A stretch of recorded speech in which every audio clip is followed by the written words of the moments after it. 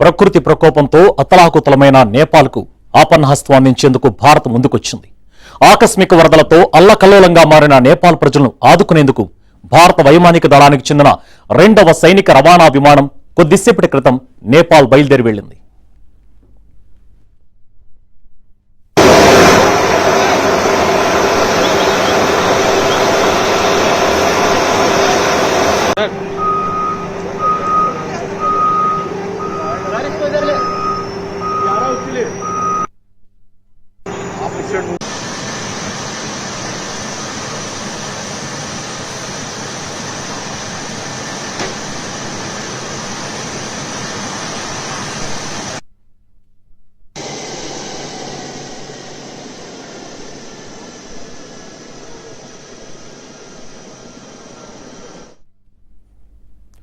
భారత వైమానిక దళానికి చెందిన C-130J రవాణా విమానాల ద్వారా నిన్న రాత్రి 10 టన్నుల అత్యవసర సహాయక సామాగ్రి, ప్రాణరక్షణ మందులతో ఒక విమానం కాఠ్మండు చేరుకోగా, ఇప్పుడు మరో విమానం 37.5 టన్నుల విపత్తు సహాయక సామాగ్రితో నేపాల్ బయలుదేరింది.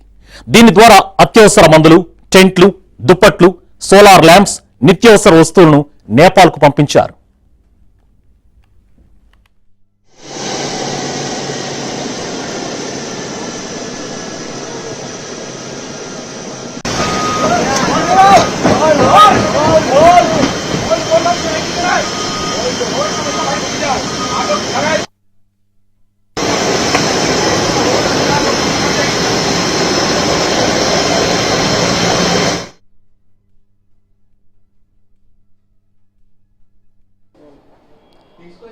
నేపాల్లో సంభవించిన భారీ వరదల నేపథ్యంలో తెలంగాణ ప్రభుత్వం అప్రమత్తమైంది. తెలంగాణ వాసుల కోసం ప్రత్యేకంగా హెల్ప్ లైన్ సెంటర్లను ఏర్పాటు చేసిన పరిస్థితి ప్రస్తుతం కనిపిస్తుంది. ప్రస్తుతం మనం తెలంగాణ భవన్ రెసిడెంట్ కమిషనర్ కార్యాలయంలో ఉన్నాం. కార్యాలయంలో PS2 రెసిడెంట్ కమిషనర్ వందన గారి ఆఫీసులో నేరుగా ఒక హెల్ప్ లైన్ సెంటర్ని ఏర్పాటు చేశారు. ఇక్కడే తెలంగాణ భవన్ అధికారులంతా కూడా నిమగ్నం అయిపోయారు. ముఖ్యంగా నేపాల్లో చిక్కుకున్న వారి కోసం కావచ్చు, వారికి సంబంధించిన బాధితులకు సంబంధించిన డేటా కోసం కావచ్చు, వారందరూ కూడా ఇక్కడ నిరంతరం పర్యవేక్షిస్తున్న పరిస్థితి నెలకొంది. నిన్న ఉదయం వరదలు సంభవించిన వెంటనే నిన్న మధ్యాహ్నానికి హెల్ప్ లైన్ సెంటర్ని తెలంగాణ ప్రభుత్వం అధికారికంగా ఏర్పాటు చేసింది. అనేక మంది నుంచి ఫోన్ కాల్స్ వస్తున్నట్టు కూడా అధికారులు చెప్తున్న పరిస్థితి నెలకొంది. వారికి సంబంధించిన డేటాను సైతం కూడా తీసుకొని నేరుగా కేంద్ర విదేశాంగ శాఖ కూడా పంపిస్తున్నట్టు కూడా చెప్తున్న పరిస్థితి నెలకొంది. ప్రస్తుతం మనం విజువల్స్ చూడవచ్చు. మొత్తం అధికారులంతా కూడా ఈ పనిలో నిమగ్నమైన పరిస్థితి నెలకొంది.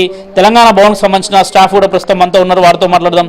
సార్ చెప్పండి, ఎట్లాంటి కాల్స్ వస్తున్నాయి, ఏం చెప్తున్నారు వాళ్ళంతా? మాకు ఇప్పటి వరకు మా హెల్ప్ లైన్ సెంటర్ ఏర్పాటు చేసినప్పటి నుంచి ప్రధానంగా కాల్స్ అంతా కాంటాక్ట్ చేయలేకపోతున్నాం కాబట్టి వాళ్ళ క్షేమ సమాచారం కనుక్కోవడం కోసమే కాల్స్ వస్తున్నాయి. అందులో కొన్ని కాల్స్ మాత్రం మానస సరోవర యాత్ర కోసం వెళ్ళిన వారు, అక్కడి నుంచి వాళ్ళు ఎక్కువగా వరి అవుతున్నారు. వాళ్ళు మొన్నటి నుంచి కాంటాక్ట్ చేయలేకపోతున్నారు.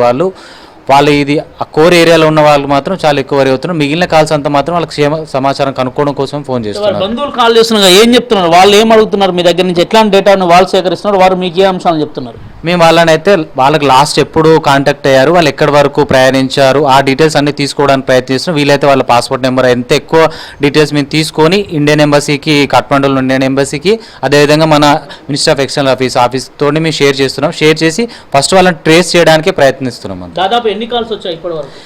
దాదాపు 100 వరకు వచ్చాయి, కానీ అందులో కొన్ని క్షేమ సమాచారం కోసం వచ్చిన కాల్స్ ఉన్నాయి, కొన్ని డిస్ట్రెస్ కాల్స్ ఉన్నాయి. మరో ఆఫీసర్ వందన గారు, మేడం ఎట్లాంటి కాల్స్ వస్తున్నాయి? కేంద్ర విదేశాంగంతో మీరు ఎప్పటికప్పుడు ఎట్లాంటి చర్చలు జరుపుతున్నారు? ఎట్లాంటి కాల్స్ అంటే ఇప్పుడు వాళ్ళ రిలేటివ్స్ ఉన్నారు, ఫ్యామిలీ మెంబర్స్ ఉన్నారు, వాళ్ళ కొడుకులు ఉన్నారు, సిస్టర్లు ఉన్నారు, డాటర్స్ ఉన్నారు. వాళ్ళు ఆస్ట్రేలియా నుంచి, US నుంచి హైదరాబాద్కి వచ్చి, హైదరాబాద్ నుంచి వాళ్ళ మాన్సోవర్ ట్రిప్కి వెళ్ళారు. మ్యాక్సిమం ఈషా ఫౌండేషన్ వాళ్ళే ఉన్నారు. త్రూ ఈషా ఫౌండేషన్ వాళ్ళు వెళ్ళారు. వాళ్ళ డీటెయిల్స్ ఇస్తున్నారు, పాస్పోర్ట్ డీటెయిల్స్ అవి తీసుకొని నేను MAకి ఇస్తున్నాను. MA ఇండియన్ ఎంబసీ అట్ నేపాల్కి ఫార్వర్డ్ చేస్తున్నాను. ఎంతమంది తెలంగాణ వారు మిస్ అయ్యారు అన్నట్టు మీ దృష్టికి వచ్చింది? ఎందుకంటే help line centre continue calls వస్తున్నాయి కదా. కాల్స్ మాకు 70-80 వరకు అయితే వచ్చాయి, మేము అటెండ్ చేస్తున్నాము. వాళ్ళు మ్యాక్సిమం మిస్సింగ్ చెప్తారు. They are not able to contact them. వాళ్ళ దగ్గర ఏదైనా ఫోన్ నంబర్స్ ఉన్నదానికి వాళ్ళు కాంటాక్ట్ చేయలేకపోతున్నారు. సో వాళ్ళు కూడా వరీగా ఉన్నారు. చూద్దాం ఎట్లా, ఇంకా డీటెయిల్స్ అయితే పర్టికులర్గా లేదు. ఇప్పటివరకు అయితే మేము నోట్ చేసుకుంది 15-20 వరకు పేర్లు అయితే అన్ని డీటెయిల్స్ తీసుకున్నాం. మిగతా వాళ్ళ రిలేటివ్స్ ఉన్నారు, గ్రూప్లో వెళ్ళారు, ఎవరైనా ఒక్కరు కాంటాక్ట్ చేస్తున్నారు గ్రూప్ నుంచి, అట్లా అనమాట.